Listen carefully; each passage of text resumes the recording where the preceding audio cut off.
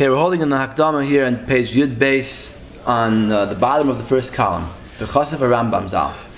Okay, and we're holding in this discussion of the mitzvah of Teichacha, where the Rebbe brought a raya from Shabbos Daf Nun Hey that you have to be moichiach, and these tzaddikim at the time of the Churban were punished for not rebuking, and even though they did rebuke, but they didn't rebuke enough, and they didn't follow the shita of the Rambam, which is the shita of Rav and the Gemara, that you have to rebuke until the person hits you.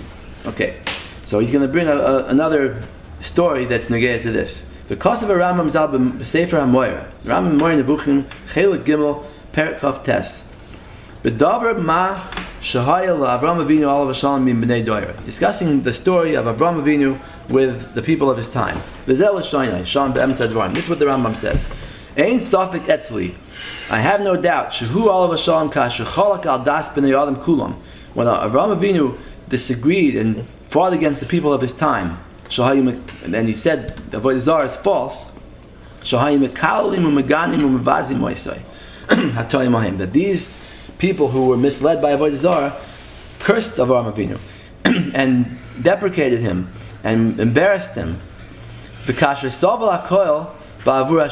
Avraham Avinu accepted everything and tolerated everything for the sake of Hashem,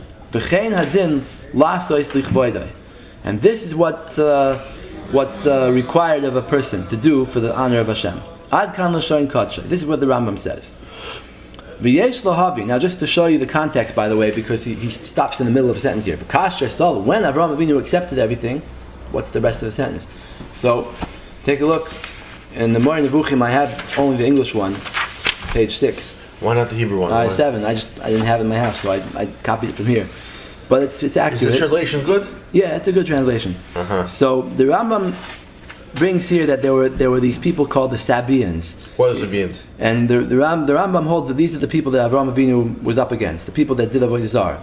Why are they called Hebrew? What do they call them in Hebrew? Just curious.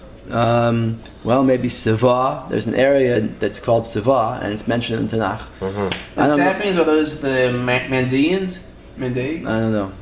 Saba is also like in Yemen. They have the Sabaeans. I don't know. Well, yeah, it's near Yemen. The country called Siva, the ancient country, is a region near Yemen. It's true. In Yemen, I think. It's in Yemen? Yeah. Don't know. Kitzer, so Avraham Avinu argued with them, and he brings the whole story. And then he says here that in the books of the Sabaeans, they also bring the story of Avraham Avinu. They also say that Avraham Avinu objected to the avodah zarah. Is that right? And they kicked him out. Where did you find his book? I don't know. The Rambam. But Avram was far. That's north of Eretz Yisrael. He lived anywhere near Yemen. Okay, but the Rambam holds that these Sabaeans were around the whole world. That their religion was the religion of the avodah zarah at the time of Avraham. So is that Queen of Sheba? I think that's Shiva. That's with a shin. This is Siva with a samach. So he says, at last the king was afraid that Avraham might corrupt the kingdom, and he turned the people away from the religion. He therefore expelled Avraham into Syria after having deprived him of all his property. So they tell the story. Now, he says, this is their account, which you will find clearly stated in the book called Nabatean Agriculture. So that's the answer to your question. Where's that book? Go check, find out. I don't know. What's the original written in Sabaean language? I have no idea. Nothing is said there of the account. I'm sure it's Arabic because the Rambam read it, right? No, but the original language Sabaean actually wrote in Avram's time. Maybe. Yeah. They didn't have Arabic in Avram's time. It's true. You're right. Nothing is said there of the account given in our trustworthy books. They don't tell the exact story of how Avraham Avinu proved them wrong, right? Nor do they mention what he learned by way of prophecy. They don't mention that Avraham had a prophecy that Hashem said to Avraham, Lech lecha l'Artzecha, for they refused to believe him.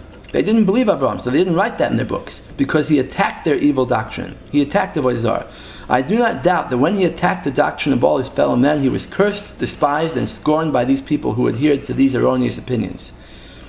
That's the quote the Rebbe brings. And then he says, when he submitted to this treatment for the sake of God, as ought to be done for the sake of his glory, God said to him, and I will bless them that bless thee, and curse them that curse thee. So in other words, this is the end of the sentence.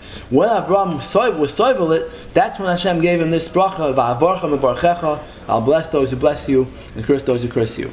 And the result of this, he says in the Hemshech, is that nowadays, instead of people being Mevazah Avraham Avinu, everyone agrees to Avraham Avinu today. Most people. He's saying the Christians and the Muslims, most people in the world agree that Avraham was a tzaddik now. So even those who are not his descendants, even the Christians, Muslims, call themselves by his name. They all call them the Abrahamic religions. They all believe in Avraham.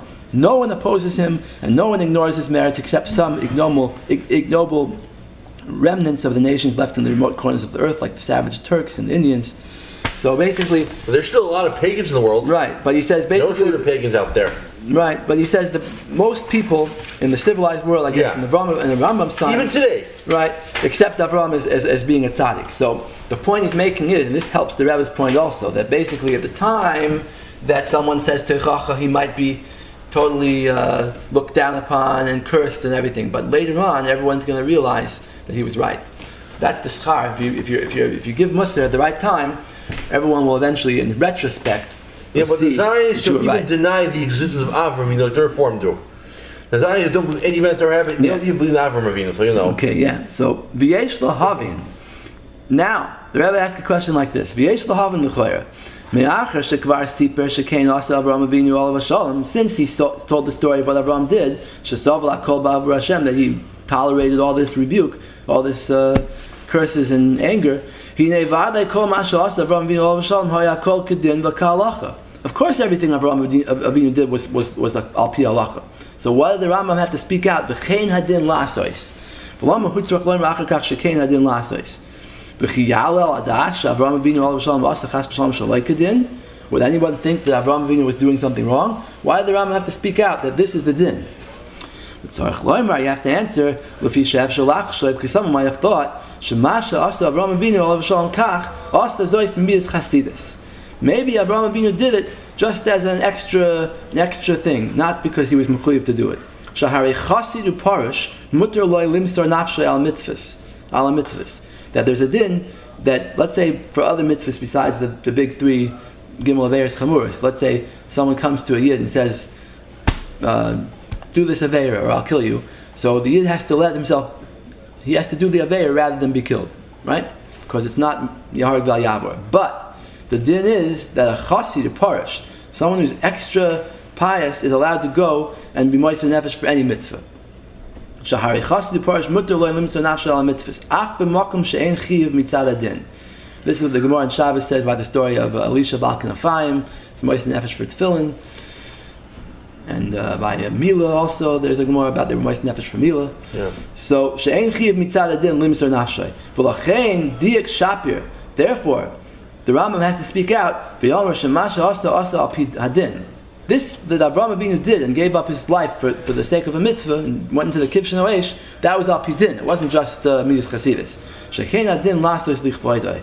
That is what's required of a yid for the honor of Hashem. V'loy mitzad midas chasidus. Not just because it's extra. And by the way, the Rambam holds in Hilchos Yisodei Torah that you're not allowed to go and be moist nefesh for any mitzvah. It's like mischayev b'nafsha, you're giving up your life. But the Teretz says, the Kesef Mishnah says over there, that even the Rambam would agree by a chassid parish. He says it by stam people, but a chassid parish, someone who's extra more close to Hashem, he would be allowed to be moist nefesh. So that's what the Rambam meant over here. Avraham Avinu would have been allowed to, but this was the mikra din. Okay, Lufi zeh. According to this, kivan shehu mitzad hadin, since there was a din that was requiring every yid to go and be moiser nefesh, to be moichiach, im kain kol adam mechuyev lasos kain. Everyone has to do it. The only is chashiv klal l'mashi yom rabrius. You shouldn't listen to what people say, and you shouldn't take into account their bizayin. Imadavar negei lichvoidei isparach shemoy. 1 second. If this is negei to Hashem's honor, v'lichvoid teirasa akdoshim for the Torah, you have to rebuke people. So back to what we said. That's the midas hadin was mekatreg on these yidden at the time of Churban Bayis Rishon.